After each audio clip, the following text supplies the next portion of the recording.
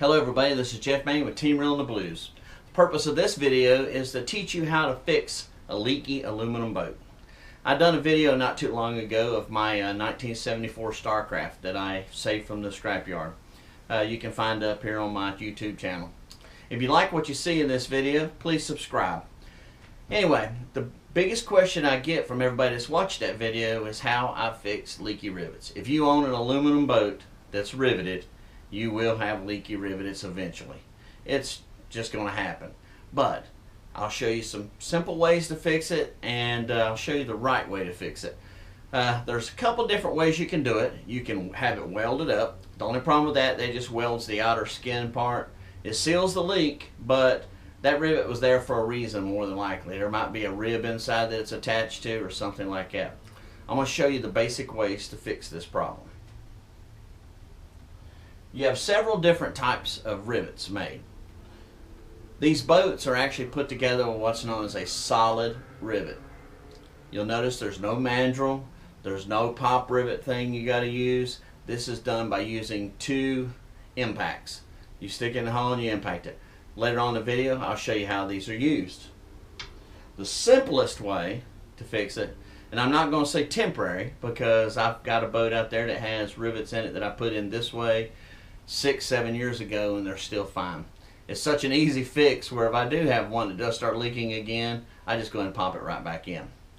This is the simplest way. You don't have to take up the floor. You don't have to remove anything from inside the boat. You just got to make sure there's no electrical or shifters or any kind of wiring running in the area, because you are going to have to drill a hole. So here's how we do it. This is a standard pop rivet. It's got a mandrel that comes out the back side. You hook the pop rivet gun to this, you pop it. The only problem with this is that mandrel pops out. Once it pops out, you have a hole. And a lot of times this mandrel will eventually work its way completely out. Once it does, the water will start pouring right back in that hole. This is what it looks like once it's been popped. You can see it's increased its diameter considerably. This is the exact same rivet before it was popped. See the difference? That's how it holds the aluminum together. Now, great product for above the water. They will work. They work fine. Now, if you do use rivets, pop rivets or any other type of rivet, you need to make sure you match the material that you're riveting together. You don't want to use a stainless steel rivet on an aluminum boat. I know we have aluminum screw or stainless steel screws in the boat, but the problem with that is stainless steel will eventually cause corrosion because of the dissimilar metals. And I have seen them literally rot out or corrode an area as big as the head of the screw that was put in the boat. So you go from having an 1/8 inch hole, somebody sticks a 3/16 screw in it to patch the hole, or a bolt. Problem is that starts to corrode, and now you've got a 3/16 hole. Then they have to put a 1/4 inch bolt in it, and eventually, you know, you see where I'm headed with this. So here's the pop rivet. It works. I'd use it above the water line only because of the mandrel popping out. What I suggest doing, and we'll show you how these are all installed here in just a few minutes, but what I would suggest doing is using what's known as a sealed rivet or a closed end rivet. This rivet, when the mandrel pulls in, it doesn't leave a hole. It's solid. It keeps the seal.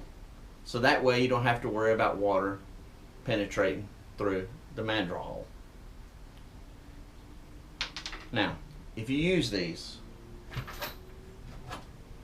first thing I decide is what size to use.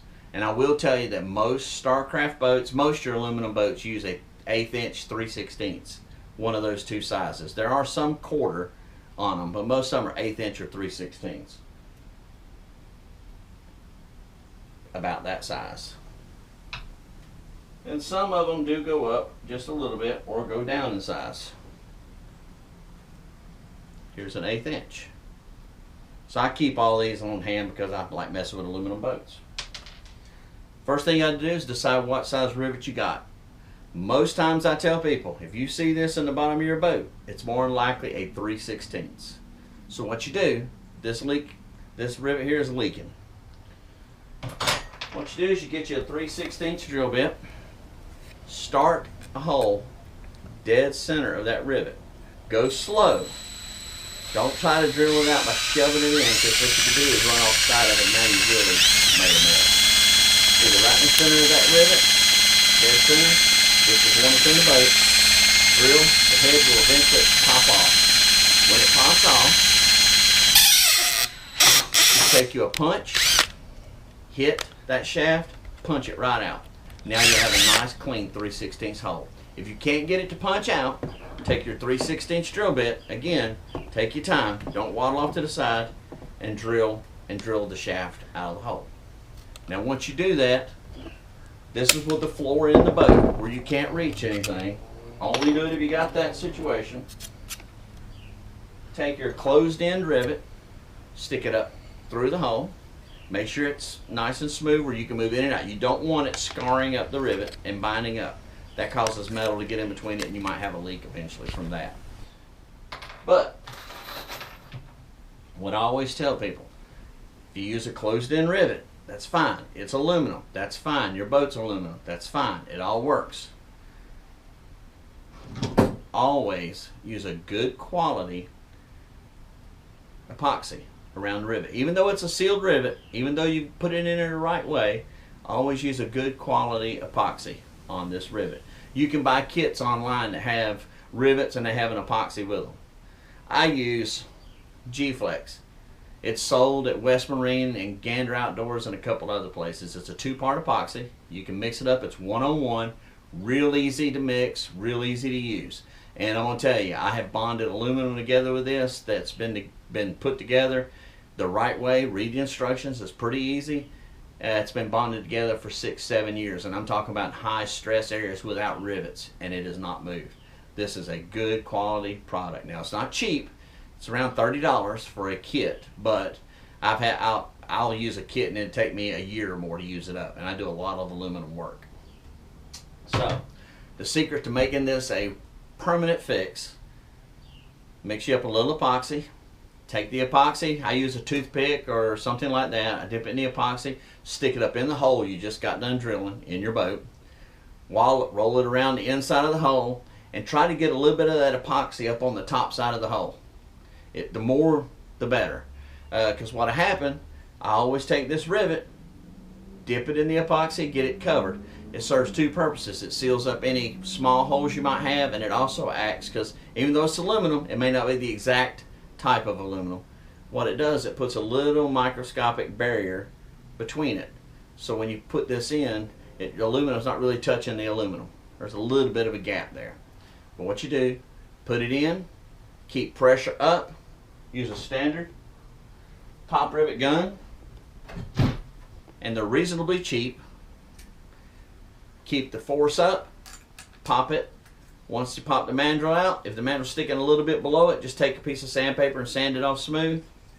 And what I always do after I put that in is I just take a little bit of the epoxy and dab it on the hole that's in the bottom side of it. Let it set for a few minutes, wipe off the excess that's come around it. If not, just leave it on there. It ain't gonna hurt anything because you can sand it off later. That will be there forever if it's put in the right way. Now that's how you do it with the pop rivets. Now, the most permanent and the best way to fix it is with a solid rivet. But the only problem is you've got to have 2 people. You've got to have access to above and below where the leaky rivet is. Which if you're doing a boat from scratch where you just stripped it all the way down to bare metal, this is an easy way, but you still got to have 2 people. Everything stays the same. You still want to clean the hole out real good. You want to clean the area around the hole. I don't know if I mentioned that before or not, but always, after you drill it out, take some sandpaper, clean around it. That way it gets rid of all the old paint, the old corrosion where the other one was leaking. If you see a little pitting around the hole, it's not that big a deal, as long as it's not so severe. Now, if you drill a 3/16 rivet out and there's a lot of corrosion and the hole is a lot bigger than 3/16, go to a 1/4 inch rivet. These are the best. Drill the hole, just like before. Sand around the hole to get rid of all the old paint, the old white powder from the corrosion. But just like on the other rivets, you want to use an epoxy, Drill your hole the right size. Again, you want it where this rivet, see there's the actual true size right there, but I'd have to force it in it. Right here is 1/1000th bigger. See how easy that moves in and out? That's what you want, because you want this thing to actually be able to pull itself straight up as tight as you can get it. Okay, I drilled the head off of it. Pretend this is the bottom of the boat. I just drilled the head off of that leaky rivet. Just take a punch, put it in the hole, pop the old rivet out, done. Take the same punch. What I usually do is I'll dip it in resin, this or like I said, a toothpick, anything, stick it in the hole, make sure you get it all to the back side of it, all around inside there, and try to leave as much resin on this side, on the top side, as you can, because that way when the resin settles, it'll seal the holes around the rivet you put in. Now before you put the resin on it, clean the outside really good. Get it where you got nice shiny aluminum there. If you need to go up a size, go ahead and drill the hole out the up a size you need. This is your solid rivet. This is a little bit longer than what I need. Normally you only want about maybe a heavy quarter going through the material you got there. Normally you want just about double this diameter. So if you're having to use a 3/16, you want double that diameter sticking through the inside. So these are a little bit long, but we're going to go with it anyway. You got a person on top. They'll put something heavy again it. What I've got is about a 2-pound piece of steel here. It's nice and smooth on it so it doesn't damage it. You want it pushing from this side with just a little pressure. Normally you would use an impact and put it again right here. As you push with the impact, this side gets smaller, which is what locks it in place. Now I'm going to show you how to do it with a hammer. It ain't the best in the world, but you can do it with a hammer. As long as the person on the other side is keeping pressure. And you want to keep that thing going nice and straight.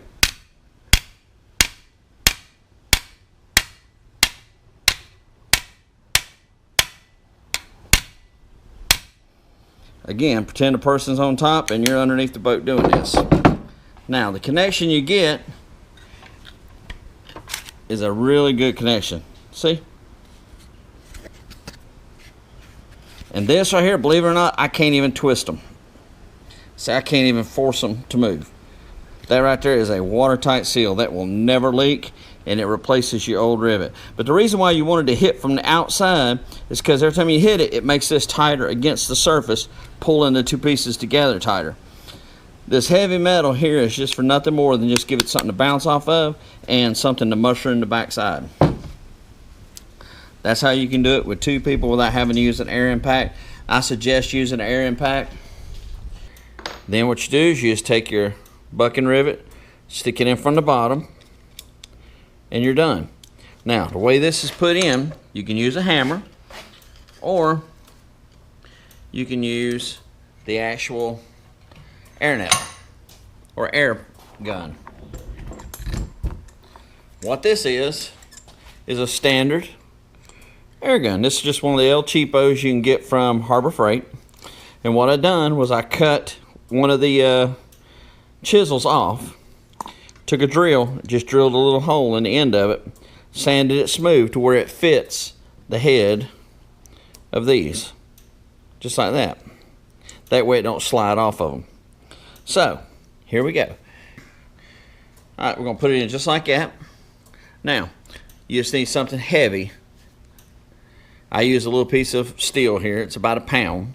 It's just got to be heavy where it gives you a little bit of resistance. All right, so we've got the rivet in it. We've got the resin on it. Now all you got to do is just put it right again there.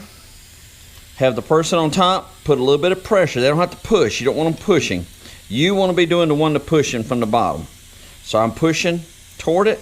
I got my impact on it.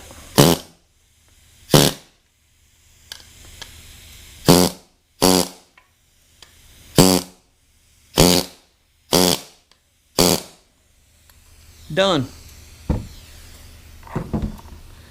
What that does, flatten it out. See how tight that seal is? There's no way that's going anywhere. And now you can't even move these two pieces of aluminum. mushroomed it over. You don't want to smash this flat. You want to leave plenty of material left over. You can see this was the original length of it. You want to leave about a quarter of an inch sticking above it, maybe a little bit more before you start. And once you start, you want to have a good heavy eighth. Like I say, this piece is put together, it would never leak around that seal. And then once that resin cures, that gives you an even better seal. It's not very hard to do. You can see how good a seal this gives you, but it just takes 2 people. That's the only disadvantage to it. All right, I hope that helps somebody.